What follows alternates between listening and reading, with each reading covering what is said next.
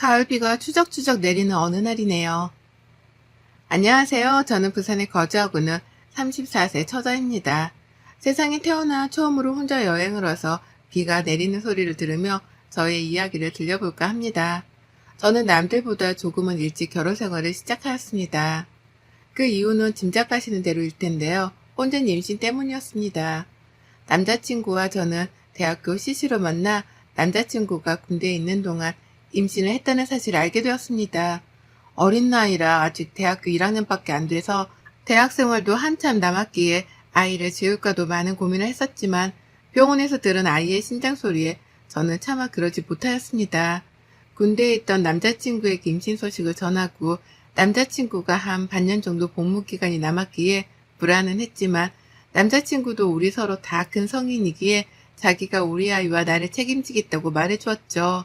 저희 부모님께 이 사실을 알렸을 땐 반대가 정말 많이 심했습니다. 한 번도 사고라는 건 쳐본 적이 없는 제가 이렇게 큰 사고를 치니 이루 말할 수 없을 정도로 마음을 아파하셨죠. 시부모님도 마찬가지였습니다. 그때 남자친구는 대학교에서도 누구나 알듯이 엄친아의 과대표에 앞으로 앞길이 창창한 사람이었는데 시부모님은 그때도 제가 꼭 남자친구를 꼬셔서 만났다는 듯이 말씀하시곤 했습니다. 당연히 순탄치 않을 거라 생각했지만 생각보다 더 순탄치 못한 길에 시부모님께서는 남자친구가 학교를 그만두기에는 너무 아깝고 앞으로 취업도 해야 하기에 학교를 졸업할 때까지 학비와 생활비를 주시겠다고 말씀하셨습니다. 하지만 지금 당장 분가해서 사는 건 어려우니 시댁에 들어와서 살라고 하시더라고요. 물론 저희도 모아둔 돈이 없기 때문에 당연히 그래야 한다고 생각했습니다. 저희 집에서는 처음부터 그렇게 하는 건 너무 힘든 일이다. 전셋집이라도 조그만 평수라도 구해줄 테니 나와서 살라고 굽고 말리셨지만 시부모님 눈밖에 난 저라 엄마 아빠한테는 시댁에서 점수 좀 따고 분가하겠다고 괜찮다고 말씀드렸습니다. 남자친구는 군대에 저는 시댁에서 살게 되었어요. 시댁에서의 생활은 제가 생각한 것보다 훨씬 더 고되고 힘든 나날들이 많았습니다.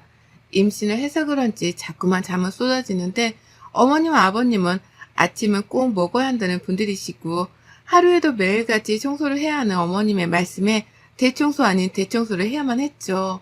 그나마 남자친구가 휴가라도 나오는 날에는 어머님이 덜 하셨지만 남편이 없는 날에는 매일같이 집안일을 했어야 했습니다. 시댁에서는 한식집을 운영하고 있는 터라 바쁘면 저보고 나와서 일 좀 도와달라고 하시면 또 나가서 일하고 들어와서는 제대로 밥도 못 먹어 임신 5개월인데도 저는 살이 1kg도 안 쪄서 병원에서는 잘 먹으라고 할 정도였으니까요. 그런 나날들이 저를 너무 고되게 만들었고 오랜만에 친정에 갔을 때 엄마가 만들어준 밥을 먹고 저도 모르게 눈물이 나기도 했습니다. 엄마는 너무 힘들면 집으로 들어오라고 했지만 뱃속에 아기를 생각하면 그럴 수가 없더라고요.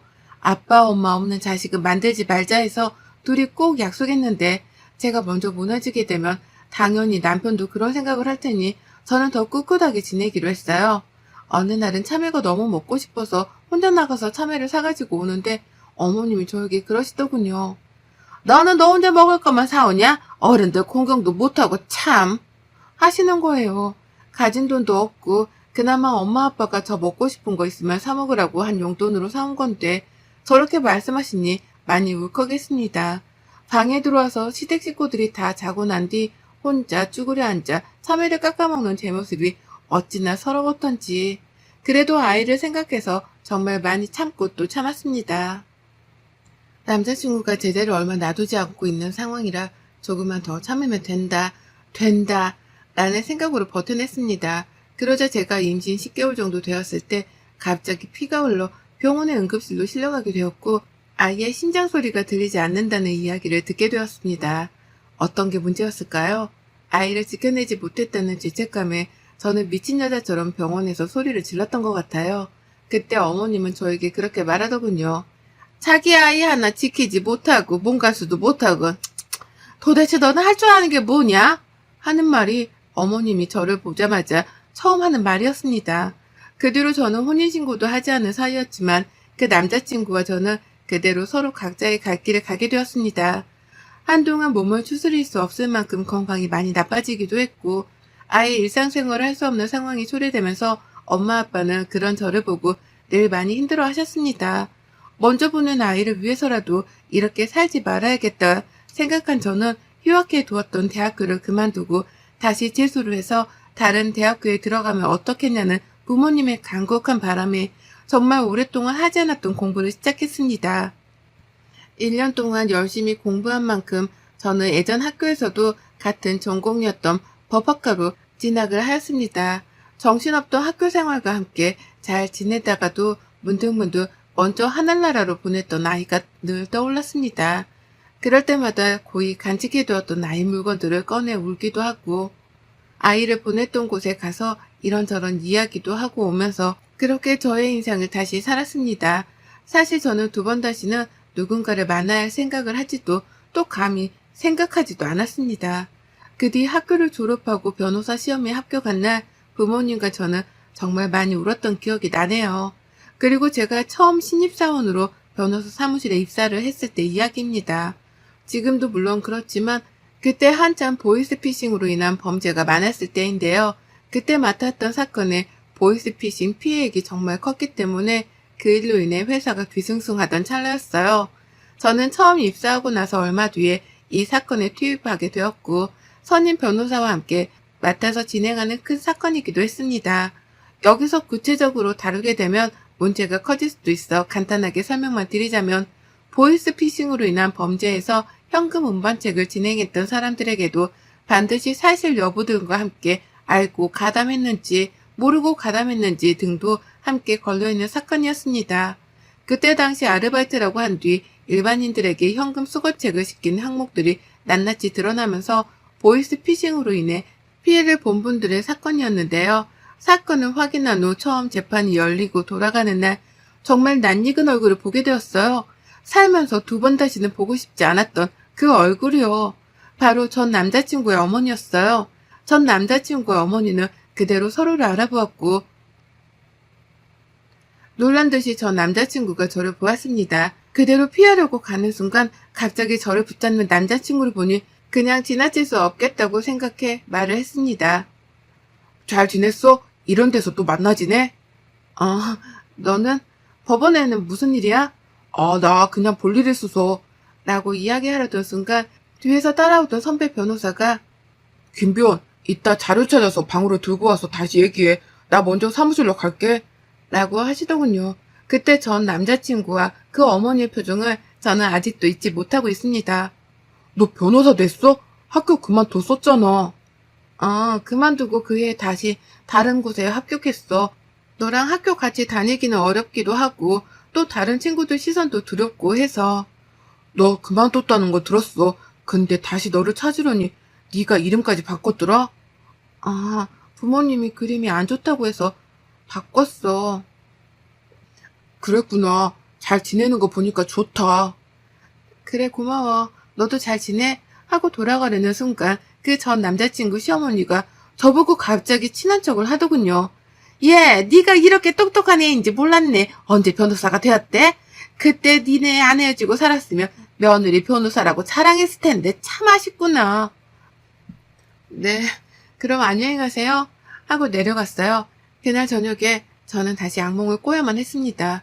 새로 다시 시작하기 위해 이름도 바꾸고 새로운 학교도 들어가고 이제 다시 새 삶을 시작하려는데 또다시 악몽이었던 시간들이 저를 잡으려 한다는 생각이 머릿속에서 떠나질 않더군요. 잠을 거의 자지 못하고 출근해서 다시 재판할 사건들을 찾아보고 있는데 누군가 저를 찾아봤다고 하네요. 나가서 보니 거기에는 어제 만났던 전 남자친구 엄마가 서 계셨어요. 얼굴을 마주하기도 싫었지만 우선 1층 카페에서 다시 보자고 말씀드리고 내려가 앉았어요. 갑자기 무슨 일이세요?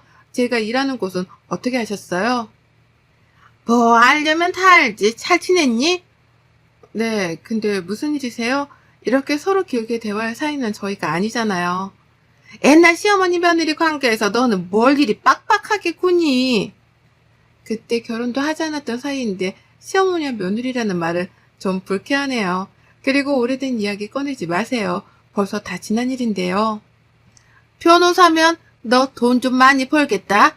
우리 아들은 그 뒤로 학교 그만두고 참 힘들어했는데 너는 이렇게 잘된 모습 보니까 배가 참 아프더라고.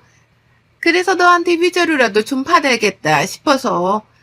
너 우리 집에서 먹고 자고 할 때 생활비 한 푼 안 보탰잖니. 그때 얼마나 돈이 많이 들어갔는데. 지금 무슨 말이세요? 제가 거기 들어가 살겠다고 안 했잖아요. 저보고 생활비랑 동영이가 졸업할 때까지 다 해주신다고 들어와서만 살라고 해서 들어간 건데 지금 와서 뭐? 위자료를 말씀하세요? 너무 뻔뻔하다는 생각이 안 드세요? 뭐가 뻔뻔하니? 너는 번듯하게 변호사 돼서 잘 사는데 우리 통영이는 너 때문에 군대 다녀와서 너무 힘들어해서 인생이 다 망가졌는데 너만 잘 사는 모습 봐서 되겠니?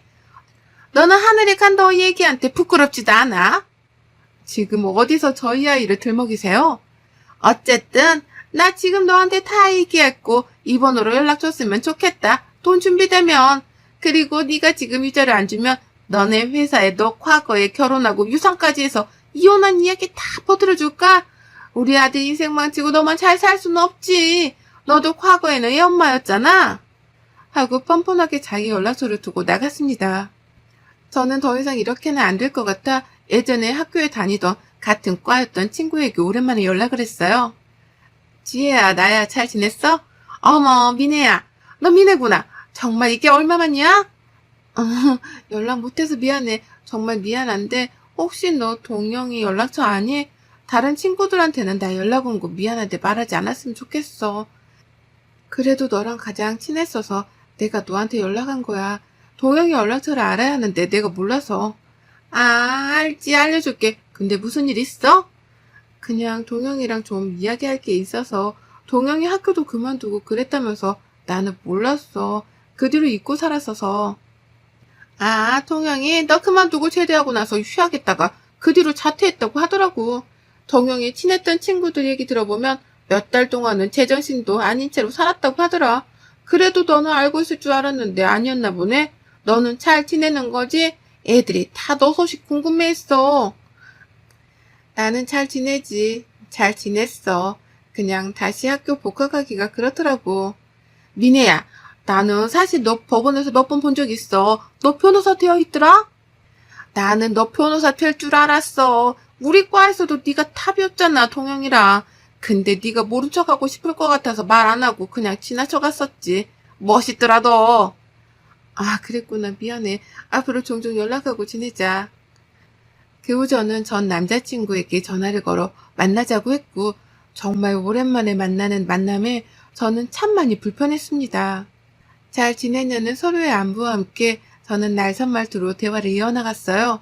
동영아, 너희 엄마가 나를 찾아봤어. 위자료 달라고 하시는데 이런 말을 내가 왜 듣고 있어야 하는지 모르겠어.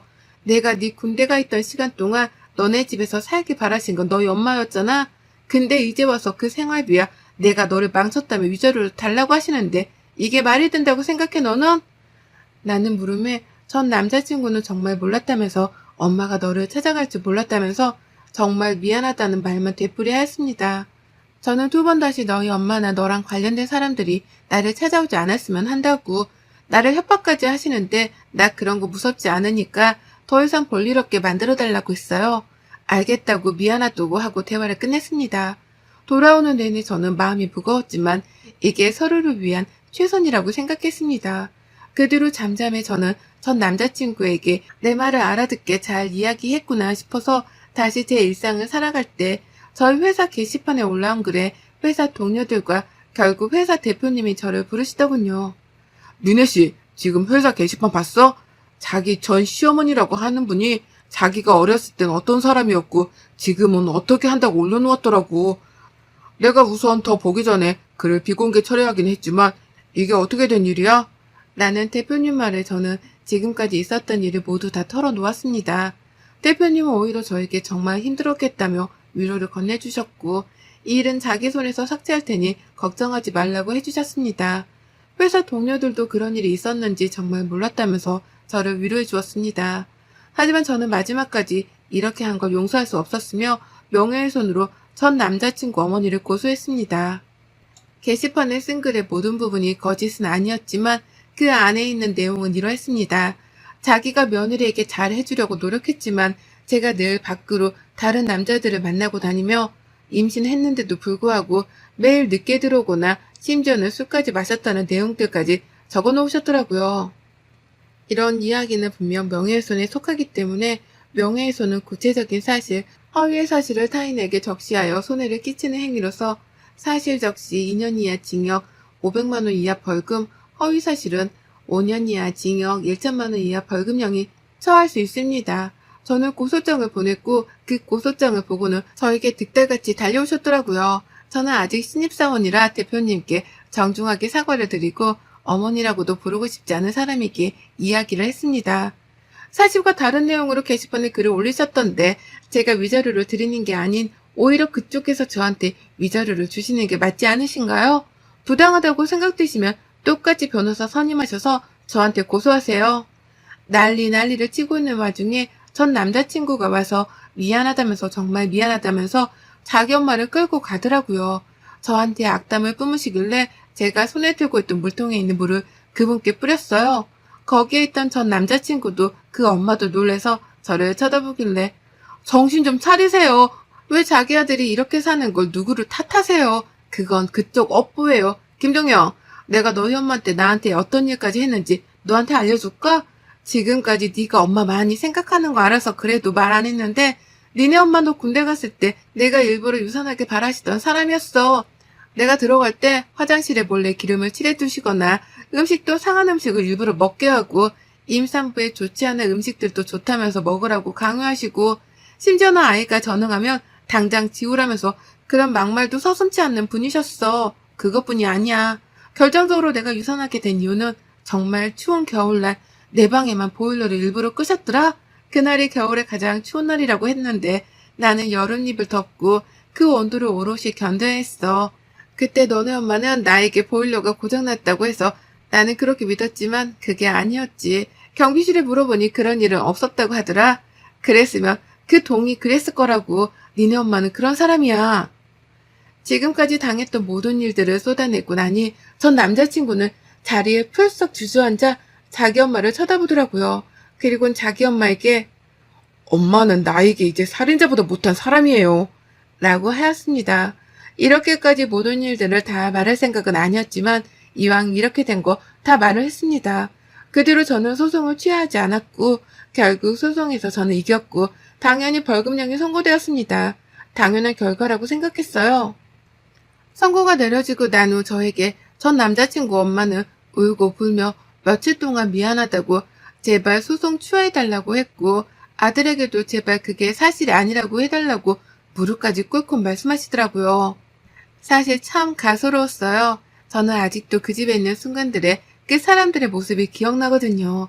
저를 보던 눈빛, 제가 힘들어했을 때마다 좋아하는 눈빛, 저를 어떻게 해야 골당 먹일 수 있을까 하는 눈빛들이요. 그러면서 이제 와서는 저에게 빌면서 봐달라고 하니 참 웃기잖아요, 인생이. 자기는 아들밖에 없는데 걔가 자기를 돌아서면 자기는 어떻게 사냐고 울고 불며 집까지 찾아와 이야기하길래 제가 딱 한마디 했어요. 자기 아들 소중한 줄 아셨으면 저희 아이한테도 그러셨어야죠. 그래도 동영이는 죽지 않고 살아있잖아요. 저희 아이는 이제 만나고 싶어도 만날 수가 없어요. 그러니 지금 그런 눈물은 사치인 것 같네요. 오랫동안 쌓여있던 묵은 채증이 내려가는 기분이었어요. 동영이는 그 뒤에 저를 찾아왔습니다. 저에게 찾아와서 건네는 상자에는 저희 아기의 이름과 베네저고리, 제가 처음 걔한테 준 임신 테스트기가 들어있었어요. 자기가 제대하면 꼭 주고 싶었는데 그러지 못해서 지켜주지 못해서 미안하다고 엄마를 용서하지 말아달라고 울며 이야기했습니다. 서로 지금까지 힘들었던 이야기, 미안한 이야기까지 끝낸 후 저희는 정말 비로소 이별을 하게 되었고 동영이는 한동안은 멀리 가 있으려고 한다는 이야기 했습니다. 서로의 행복을 정말 응원하였고 그날 저는 정말 오랜만에 악몽을 꾸지 않고 잠을 잘 수 있었습니다. 어린 나이 임신으로 인해 행복한 생활을 꿈꿨지만 그게 마음처럼 되지 않아 왜 늘 나에게만 이런 일이 일어날까 싶었습니다. 하지만 이렇게 열심히 살아온 저의 이야기를 익명으로나마 꼭 잘했다고 응원받고 싶어 이렇게 사연을 보내게 되었는데요. 여러분들은 지금 다 행복하신가요? 행복하시지 않으시다면 꼭 다시 나를 위한 소소한 행복을 찾아보시기를 바라겠습니다. 저는 이런 일을 겪고 나니 평범한 게 가장 소중하다는 걸 알게 되었습니다. 여러분들의 평범한 일상에 늘 웃음이라는 꽃이 피길 바라며 긴 글 읽어주셔서 정말 감사합니다. 여러분의 생각은 댓글로 남겨주세요. 오늘도 시청해주셔서 정말 감사합니다.